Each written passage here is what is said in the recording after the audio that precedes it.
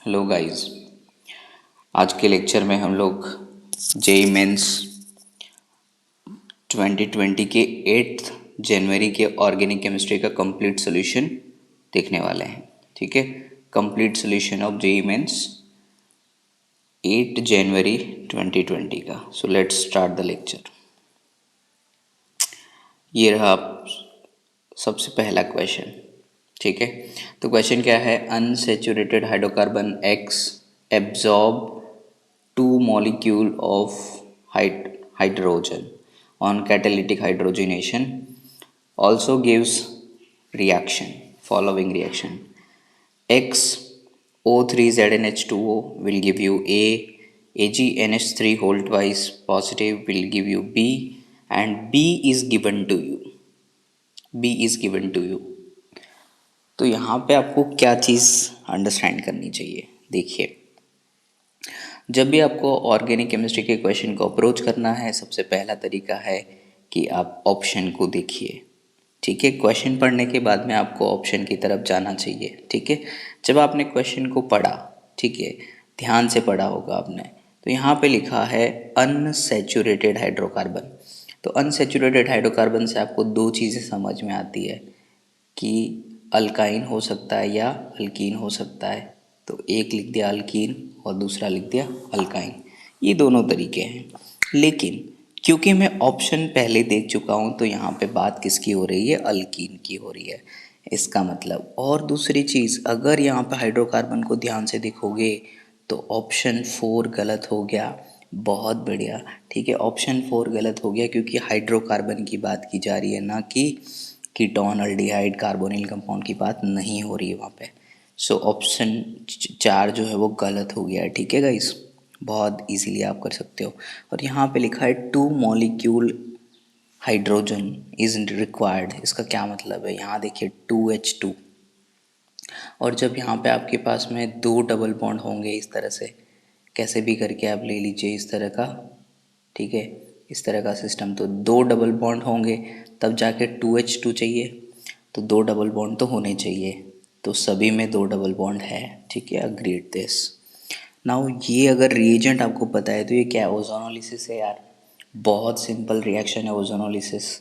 ठीक है, उसके बाद में यहाँ पे थोड़ा गेम है कि यहाँ पे टॉलेंस रिएजेंट को इस तरह से लिखा गया है।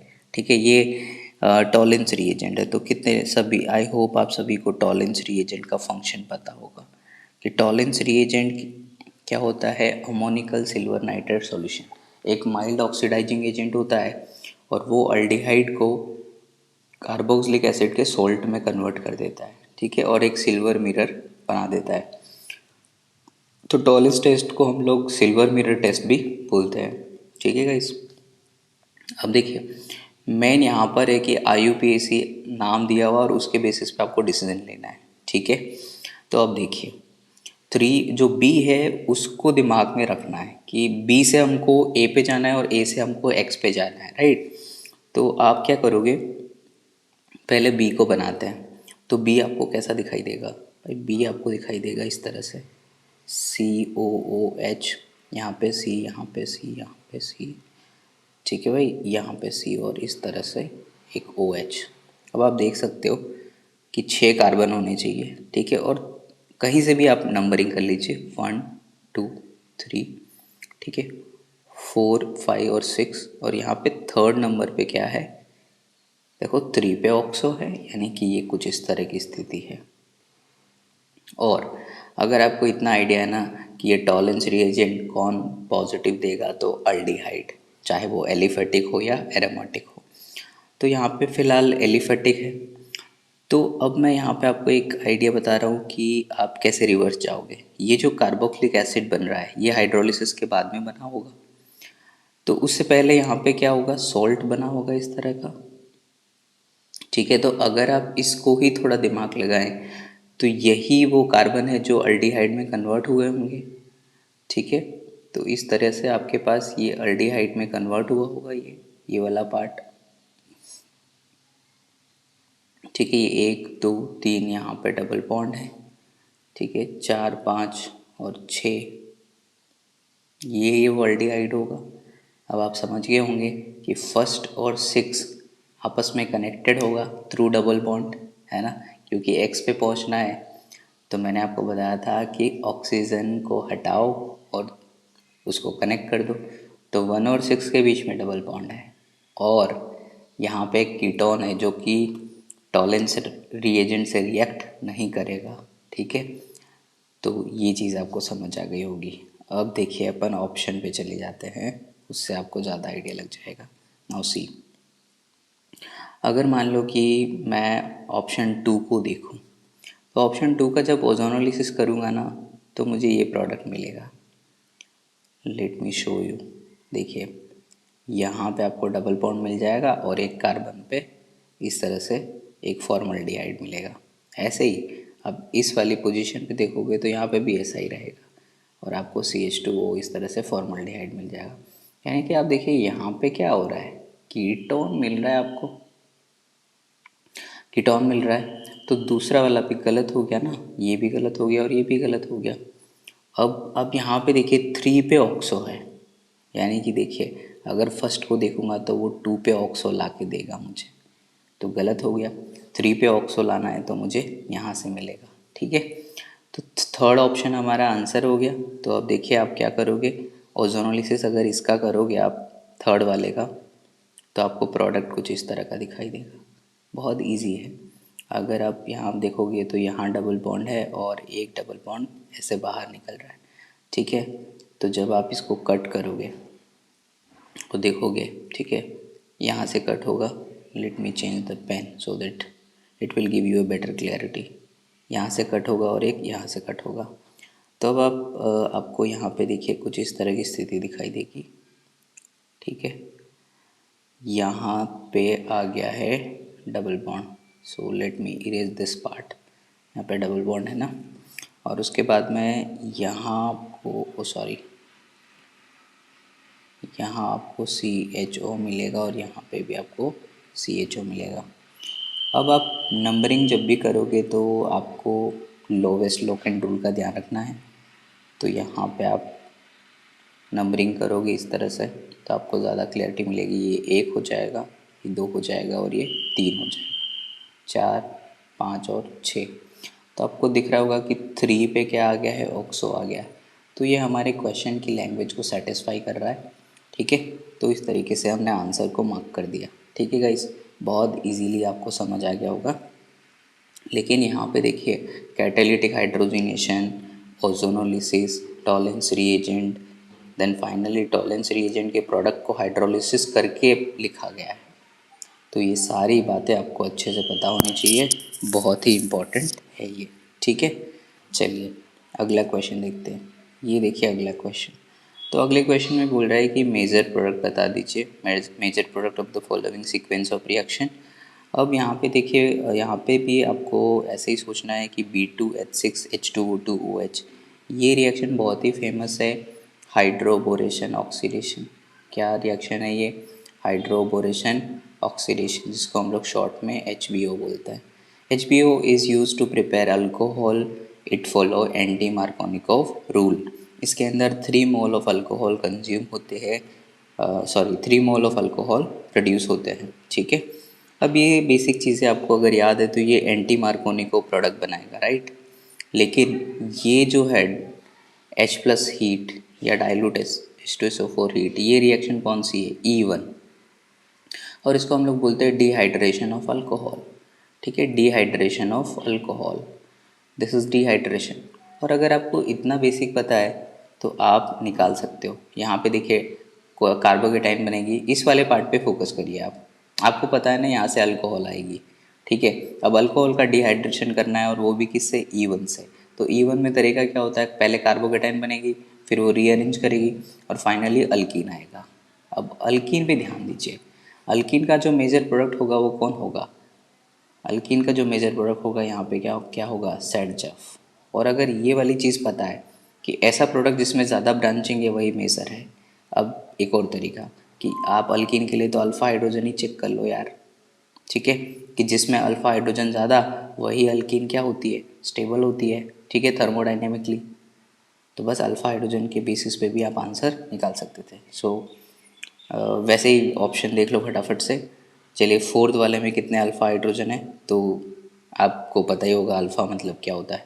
देखो ये सिस्टम हो गया अल्कीन का, इससे अटैच फर्स्ट कार्बन, तो यहाँ पे जो हाइड्रोजन है वो अल्फ़ा है। मान लो यहाँ पे एक और है तो ये भी अल्फ़ा कार्बन हाइड्रोजन हो गए ये वाले सारे, ठीक है। तो यहाँ से भी 3 है, यहाँ से भी 3 है। ऐसे ही अगर यहाँ पे एक और कार्बन होता तो यहाँ से भी 3 होता। तो ये सब अल्फ़ा हाइड्रोजन है, ठीक है। तो इस वाले केस में अगर देखोगे तो यहाँ पे 3 है, ठीक है, इस तरफ 1 है, समझ गए। तो इस तरीके से आपको यहाँ पे 4 अल्फ़ा हाइड्रोजन मिलेगा। और जब हम सेकंड की बात करेंगे तो सेकंड के अंदर टोटल देखो यहाँ 3, यहाँ 3, यहाँ 3, 9 और यहाँ पे 2, यहाँ पे 11 अल्फ़ा एच है, ठीक है, अल्फ़ा एच।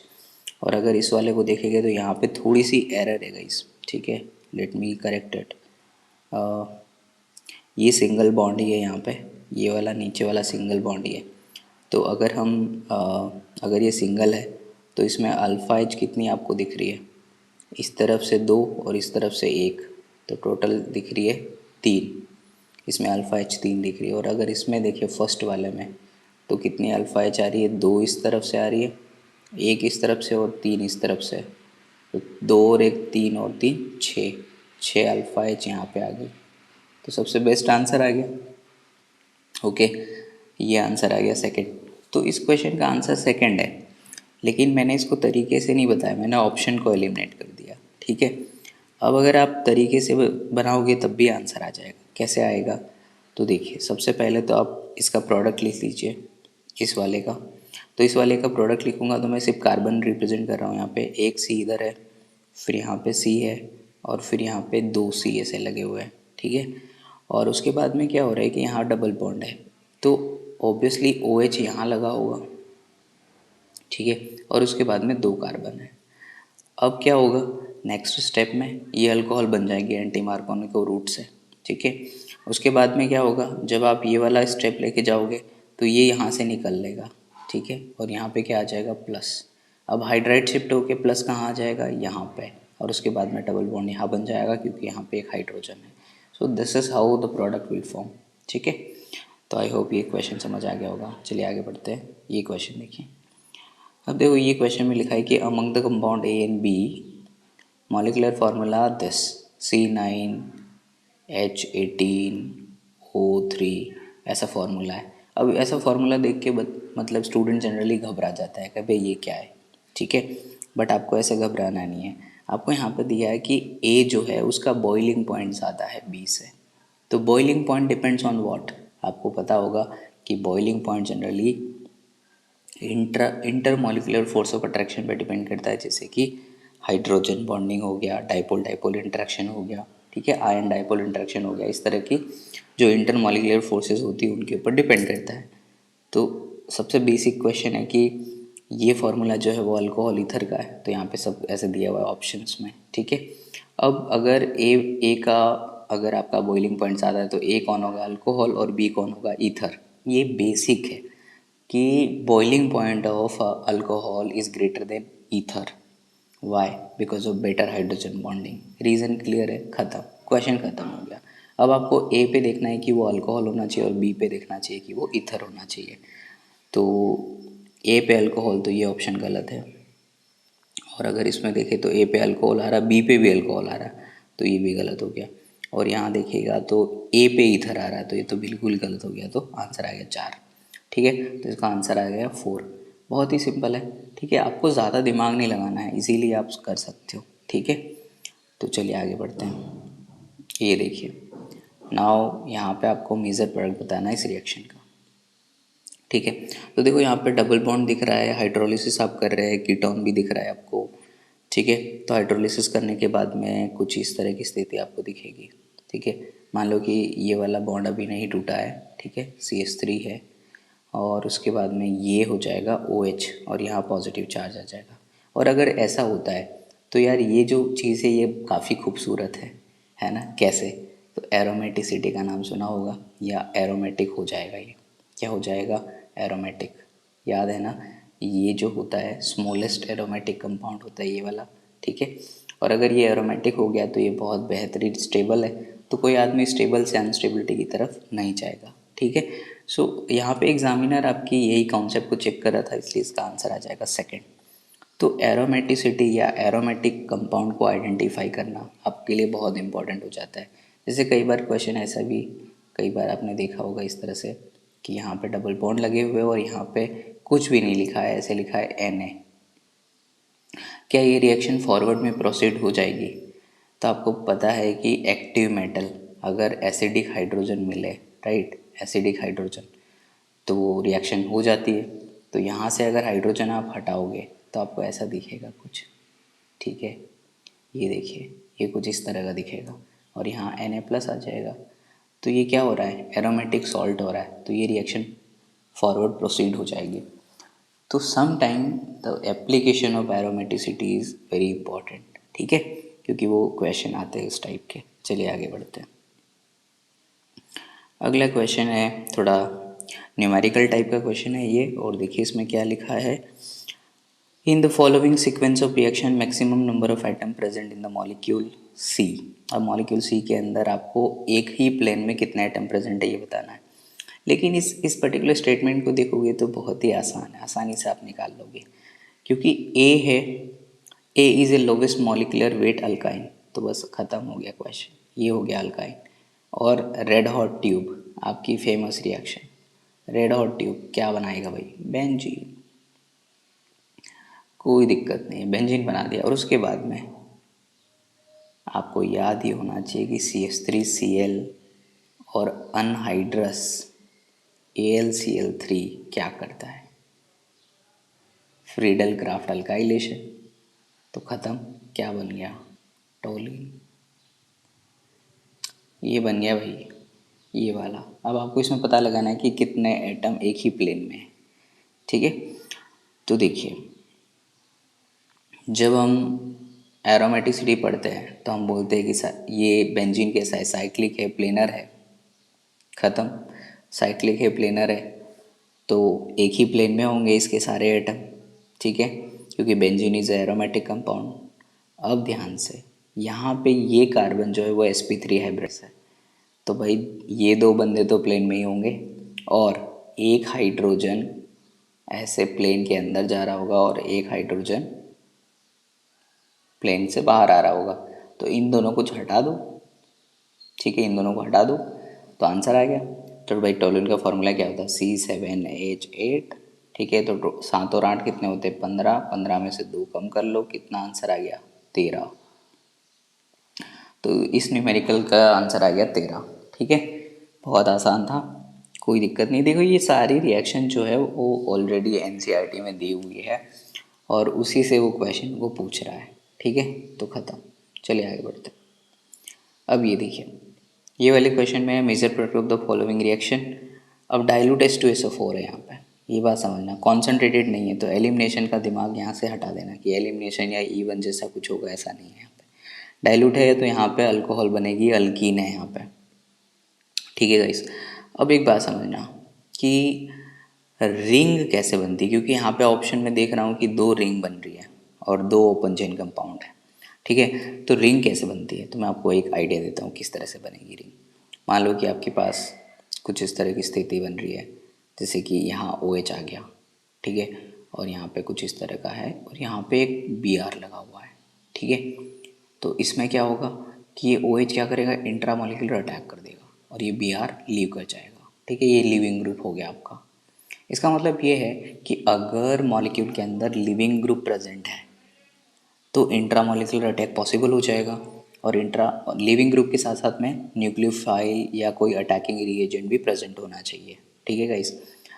तो अटैकिंग रिएजेंट और लिविंग ग्रुप दोनों प्रेजेंट होंगे तो रिंग बनने के चांस बहुत हैं। आई होप इट इज़ क्लियर।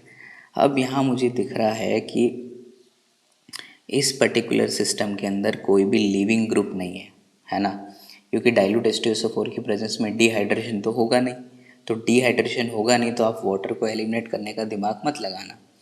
अब अगर आपने इतना सोच लिया तो मैं 1 और 3 को हटा दूंगा, ठीक है, क्योंकि 1 और 3 पॉसिबल नहीं है। आप समझ रहे हो बात को, क्यों पॉसिबल नहीं है, ठीक है। अब देखिए, अगर 1 और 3 हट गए, इसके बाद में आपको पता है कि यहाँ पे आपको क्या मिलेगा। यहाँ पे आपको देखो मार्कोनिको प्रोडक्ट के बेसिस पे आपको जाना चाहिए। तो देखो ये सी हो है, ये सी है, ठीक है, इस तरह का। और यहाँ पे जब डबल बॉन्ड लगेगा तो मार्कोनिको प्रोडक्ट क्या कहता है कि ओ एच यहाँ लगनी चाहिए, ठीक है। और उसके बाद में ये कुछ इस तरह की स्थिति है, यहाँ पे सी है, फिर यहाँ सी एच थ्री है, और फिर यहाँ कुछ इस तरह से डबल बॉन्ड बना हुआ है, और फिर इस तरह से ओ एच लगी हुई है, ऐसा कुछ है, ठीक है। अगर कुछ लोग ऐसा भी सोच रहे होंगे कि ठीक है ये ओ एच है ना, घूम के इस अल्कीन के ऊपर अटैक कर देगा, है ना। तो भाई इसका भी कैरेक्टर कैसा है, न्यूक्लियोफिलिक, और ये भी कैसा है, न्यूक्लियोफिलिक, है ना। तो अल्कीन में पाई इलेक्ट्रॉन है तो उसके पास न्यूक्लियोफिलिक कैरेक्टर है, OH के अंदर लॉन पेयर है इसलिए उसके अंदर न्यूक्लियोफिलिक कैरेक्टर है। तो न्यूक्लियोफाइल न्यूक्लियोफिलिक जगह पे अटैक नहीं करता है। I hope it is clear to everyone, ठीक है। इसलिए रिंग बनने का तो चांस आप रूल आउट ही कर दीजिए, ठीक है। और अगर आप इस वाले सिस्टम को देखोगे तो ये वाला वो सपोर्ट नहीं कर रहा, तो आंसर बन गया फोर्थ, ठीक है। ठीक है, तो फोर्थ इसका आंसर आ जाएगा, क्योंकि आपको मार्कोनिको प्रोडक्ट ही बनाने होते हैं, ठीक है। तो मार्कोनिको प्रोडक्ट जो बनेगा वो फोर्थ के हिसाब से आंसर सही हो जाएगा, ठीक है। बाकी आंसर गलत है। I hope it is clear. चलिए आगे बढ़ते हैं। अब देखिए ये वाला most suitable reagent for the given conversion, ठीक है। अब एक बात समझिए, यहाँ पे CONH2 है, यहाँ पे CONH2 है, यानी कि CONH2 नहीं बदलना चाहिए और कीटोन भी नहीं बदलना चाहिए, ठीक है। कीटोन भी नहीं बदलेगा, साइनाइड और यानी कि एसिड को सेलेक्टिवली आपको अल्कोहल बनाना है, ठीक है। एसिड सेलेक्टिवली क्या बनना चाहिए, अल्कोहल। अब ऐसा कौन करेगा। तो अब देखिए क्या करना है आपको, लिथियम एल्यूमिनियम हाइड्राइड है वो तो रूल आउट हो जाएगा, क्योंकि आप सभी जानते हैं कि लिथियम एल्यूमिनियम हाइड्राइड एक स्ट्रॉन्ग रिड्यूसिंग एजेंट है, वो सबको रिड्यूस कर देगा, ठीक है। H2PD भी रूल आउट हो जाएगा क्योंकि ये भी जनरली सबको रिड्यूस कर देता है। NaBH4 सबको नहीं कर पाता है, ठीक है, क्योंकि ये माइल्ड रिड्यूसिंग एजेंट है। तो अब बचा आंसर एक। अगर किसी को नहीं भी याद है फिर भी आप याद मतलब ऑप्शन एलिमिनेट कर सकते थे, ठीक है। तो इजीली ये सॉल्व हो जाता, ठीक है। और याद रखो B2H6 या BH3 सेलेक्टिवली कार्बोक्सिलिक एसिड को रिड्यूस करता है अल्कोहल के अंदर, ठीक है। सेलेक्टिव रिडक्शन आपको करवाना हो तो आप B2H6 को यूज़ कर सकते हो, ठीक है। तो ये समझ आ गया होगा। नेक्स्ट क्वेश्चन देखते हैं। देखिए डिहाइड्रो हेलोजिनेशन E1, लेकिन यहाँ पे देखो यहाँ पे E1 लिखा है। डिहाइड्रो हेलोजिनेशन जो हम लोग अल्कोहलिक KOH में करवाते हैं, अल्कोहलिक KOH में, तो आपको याद होगा कि अल्कोहलिक KOH में क्या होता है, E2 रिएक्शन होता है, ठीक है। लेकिन यहाँ पे E1 की बात हो रही है, तो जब भी E1 की बात होगी ना, तो E1 की बात होगी तो आपको समझना है कि यार कार्बोकेटाइन की स्टेबिलिटी की बात पूछ रहा है वो, तो इनडायरेक्टली आपको कार्बोकेटाइन की स्टेबिलिटी ही बतानी है, ठीक है। तो आप सबके कार्बोकेटाइन बना लीजिए। तो अगर मैं फोर्थ वाले का यानी कि डी वाले का कार्बोकेटाइन बनाऊंगा तो ये बनेगा, ठीक है, ये डी वाले का कार्बोकेटाइन है। और अगर सी वाले का बनाऊंगा तो मुझे ये मिलेगा, ये सी वाले का कार्बोकेटाइन है, ठीक है। और अगर मैं बी वाले को बनाऊंगा तो मुझे ये प्लस यहाँ मिल गया, कुछ इस तरह की स्थिति मिलेगी, ठीक है। तो अब आप समझ सकते होंगे कि देखो इस वाले केस में थोड़ा रीअरेंजमेंट और रेजोनेंस वगैरह का बेनिफिट मिल रहा है, पाई इलेक्ट्रॉन्स वगैरह का इस वाले में मिल रहा है, ठीक है। ये सेकेंडरी है और फर्स्ट वाला कैसा है, प्राइमरी है। ए तो कैसा है, प्राइमरी कार्बोकेटाइन है। तो ए सबसे लास्ट में आना चाहिए, है ना, ए सबसे लास्ट में आना चाहिए। तो अगर किसी बच्चे को ठीक है इन सब में कन्फ्यूज़न भी हो रहा है तो ए सबसे लास्ट में आना चाहिए, ये बात तो तय है। तो आप थर्ड और फोर्थ को तो गलत कर दो, ठीक है। अब यहाँ पे देखिए बी को आगे किया और बी और डी में आपको समझना है, तो आपको पता चल गया होगा कि जो डी है वो डायरेक्ट कॉन्जुगेशन में है, उसको रीअरेंज वगैरह कुछ करने की ज़रूरत नहीं, तो डी सबसे बेहतरीन है। एक ही ऑप्शन है टू, ठीक है। तो टू आपका यहाँ पे सही आंसर हो गया, कोई दिक्कत नहीं होनी चाहिए, आसान सी के क्वेश्चन है।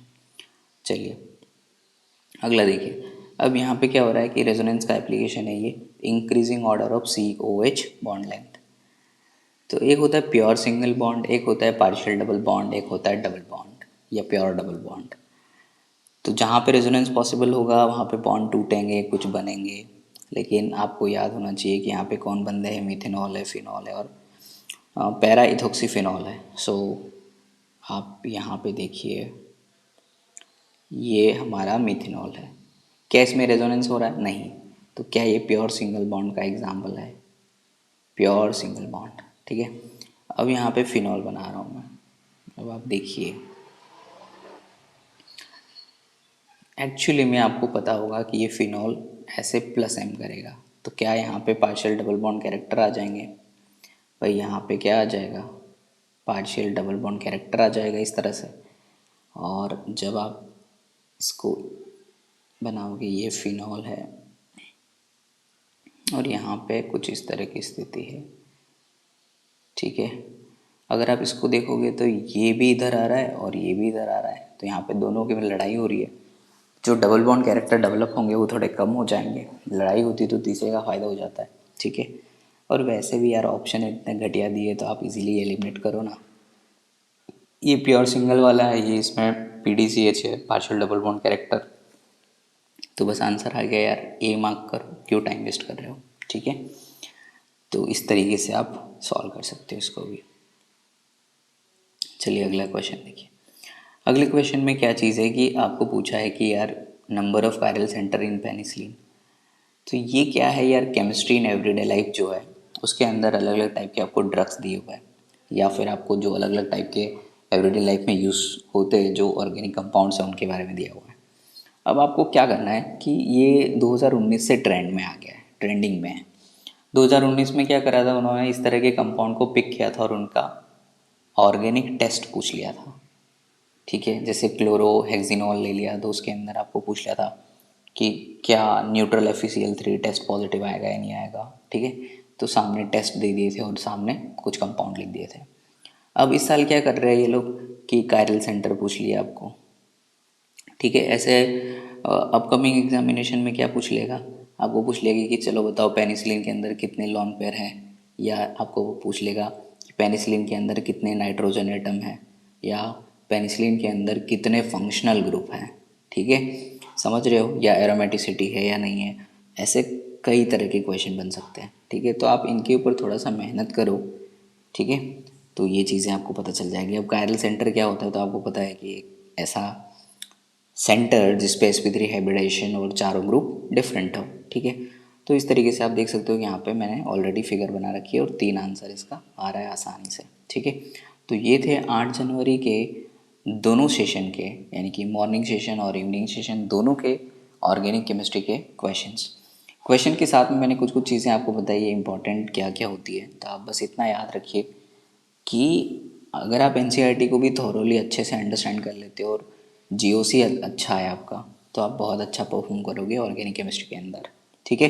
और क्वेश्चंस लाइक थोड़े से मिक्सअप होते हैं, ठीक है। लाइक 2 कॉन्सेप्ट 3 कॉन्सेप्ट मिक्स हो जाते हैं उसके बाद में पूछते हैं आपको, ठीक है। तो आई होप आपको ये लेसन समझ में आ गया होगा। और दूसरी बात ये है कि मैं अभी ऑर्गेनिक केमिस्ट्री का क्विक रिविज़न कोर्स स्टार्ट करने वाला हूँ, ठीक है। तो उस रिवीजन कोर्स में आपको ज़्यादा बेनिफिट होगा, ठीक है। ये क्वेश्चन सॉल्विंग अप्रोच से भी मैं आपको रिवीजन करवाता ही रहूँगा, ठीक है। बीच बीच में वीडियो डालता रहूँगा, ठीक है। तो आई होप आपको ये सब समझ आ गया होगा और आपको ऑर्गेनिक का अप्रोच थोड़ा बहुत समझ आ रहा होगा, क्वेश्चन को कैसे सॉल्व करना है। एक और चीज़ मैं कहूँगा कि आप ज़्यादा मैकेनिज़्म के पीछे ना भागें, ठीक है। आप कर सकते हो मैकेनिज़्म एडवांस लेवल के क्वेश्चन को सॉल्व करने के लिए, बट JEE मेंस और नीट लेवल के क्वेश्चन को सॉल्व करने के लिए आपको मतलब 90% क्वेश्चन में ज़रूरत नहीं पड़ेगी, ठीक है। अगर आप बेसिक अंडरस्टैंडिंग रखते हो GOC का तो आप कर सकते हो क्वेश्चंस को, ठीक है गाइस। तो थैंक यू सो मच।